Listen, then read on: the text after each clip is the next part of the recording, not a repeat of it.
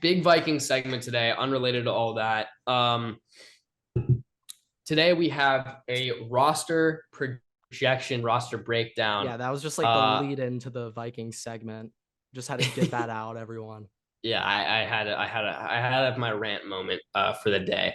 But we have a roster projection, roster breakdown. Depending on how this does, we might do it for other teams. We might do it never again. We'll see. But Yeah, we'll see. as a Vikings fan, I know that everybody's just kind of interested on these kind of things. I personally am. So I'm just going to quickly break all this down. I'm going to start with my surprise keepers, surprise cuts for the team entering this next season, what I think could happen essentially. And then I'll get through the offense and the defense. But just for the start, here are the surprising cuts and surprising keeps. We'll start with the keeps, then do the cuts at the end. Keeps for offense, defense, then do cuts at the end. For the offense, you're going to keep both Nick Mullins and Jaron Hall, Ty Chandler, and Brandon Powell. On the defense, Jawan Williams, Tay Gowen, Troy Dye, Ivan Pace Jr., Sheldon Day, and Andre Carter. Now for the cuts, they're going to cut Kenny Nwangwu and Ross Blacklock. Those are the surprise cuts and keeps from what I think. I don't necessarily know how surprising overall a lot of those defensive keeps would be, because obviously they're kind of known commodities right now on the team, and there's a lot. It's a kind of position battles, but I think comparatively to a couple of the players that are on the team that could make the roster or that wouldn't make the roster that do make it, like practice squad, I'll kind of put that out there. Overall, for the offense, quarterbacks, they're going to have three: Kirk Cousins, Nick Mullins, and Jaron Hall. Running backs, they're going to have three: in Alexander Madison, Ty Chandler, and Dwayne McBride.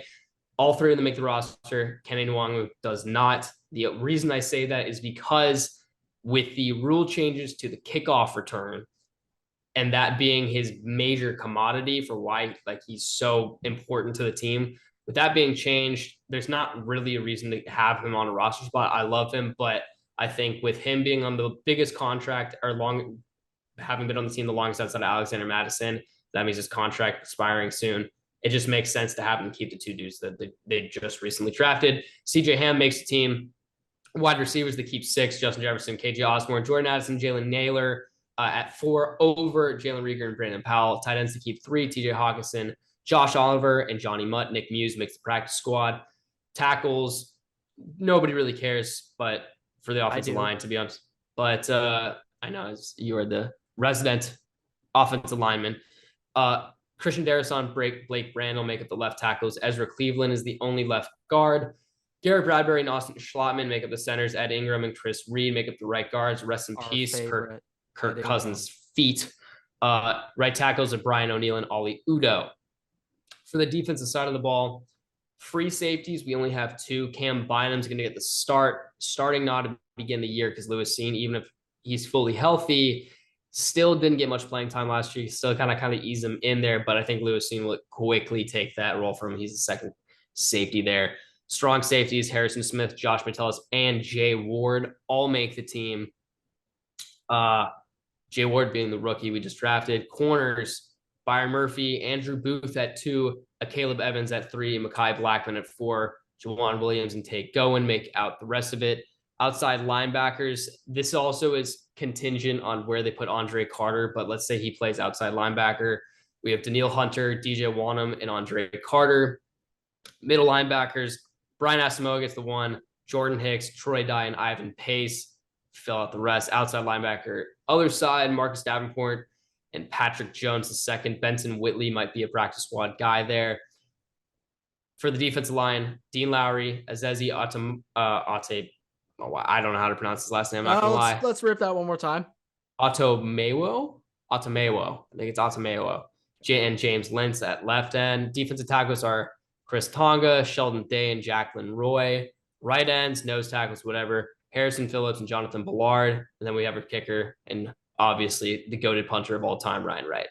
So that kind of makes up the roster projections. It's a little bit over. I think there's 55 people, but you do get to swing 2 players from the practice squad. I don't think it's officially a 53-man roster anymore. In total, I think it's 50. You can have 55. So that's the projections as of now. Things are due to change. We'll see how this segment works out. But any questions from the peanut gallery? Yeah. What about your long snappers? Still repping Andrew DePaola? What are we thinking Andrew there? DePaula, yeah. Okay. Forgot Okay. him. Forgot that he Okay. exists. That's on me. I'll put the finger up. Okay. He is Just checking in. Just checking he in. is an all pro. He is an all pro long Okay. snapper, and I appreciate you for reminding me. I got you got to give the long snappers some love. You know, So if there was a random guy on the team I had to bring up or would remember to bring up, it was him.